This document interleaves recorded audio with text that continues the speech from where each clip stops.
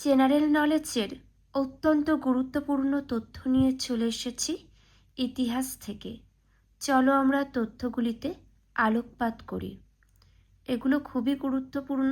এখান থেকে চাকরির পরীক্ষায় অনেক প্রশ্ন দেওয়া হয়, তাই সকলে মনোযোগ সহকারে দেখো।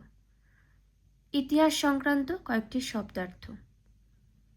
মহেঞ্জোদারো শব্দের অর্থ হল মৃতের স্তূপ। নেক্সট, বেদ শব্দের অর্থ হল জ্ঞান। পরবর্তী, আর্য শব্দের অর্থ সৎ বংশজাত ব্যক্তি। পরবর্তী, তীর্থঙ্কর শব্দের অর্থ হল মুক্তির পথ নির্মাতা, দুঃখ কষ্ট নিবৃত্তির কর্ণধার।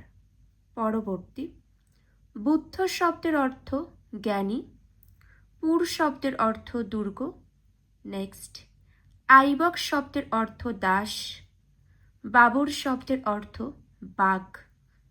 শিখ শব্দের অর্থ শিষ্য বা অনুচর। খালসা শব্দের অর্থ পবিত্র। পরবর্তী তথ্য দেখব। গদর শব্দের অর্থ বিপ্লব বা বিদ্রোহ। নেক্সট, শত অনিত্র শব্দের অর্থ হল 100 দাঁড় বিশিষ্ট নৌকা।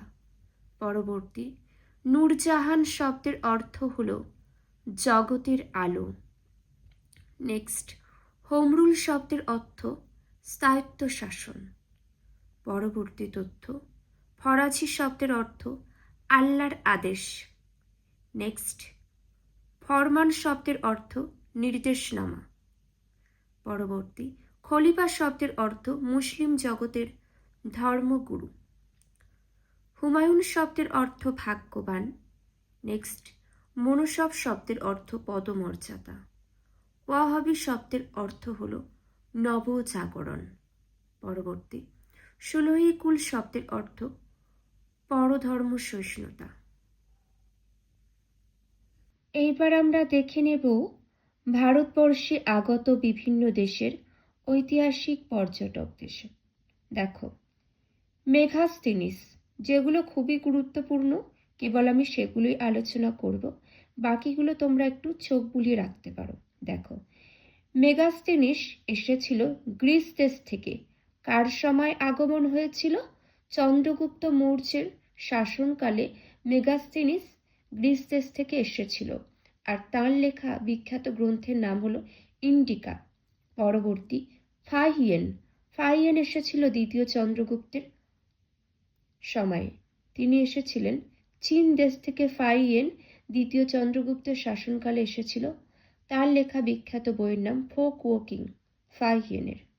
পরবর্তী, হিউয়েনসাং হর্ষবর্ধনের রাজত্বকালে চীন দেশ থেকে এসেছিল হিউয়েনসাং। তার লেখা বিখ্যাত বইয়ের নাম হলো সি ইউকি। পরবর্তী, আল বেরুনি, তিনি সুলতান মাহমুদের শাসনকালে এসেছিল আরব থেকে। আল বেরুনি লেখা বিখ্যাত বইয়ের নাম হলো তহককি হিন্দ। নেক্সট, ইবন বতুতা এসেছিল মোহাম্মদ বিন তুগলকের রাজত্বকালে। মরক্কো থেকে মোহাম্মদ বিন তুগলকের রাজত্বকালে ইবন বতুতা এসেছিল। তার লেখা বিখ্যাত গ্রন্থের নাম হলো কিতাব উল রাহলা। যেগুলি আলোচনা করলাম প্রত্যেকটাই খুবই গুরুত্বপূর্ণ, সকলের জানা দরকার, সেই জন্যই কিন্তু আমি বিশেষ করে তুলে ধরলাম। আর এমন গুরুত্বপূর্ণ তথ্য জানার জন্য অবশ্যই সকলের সাথে থেকো। এখানেই শেষ করছি।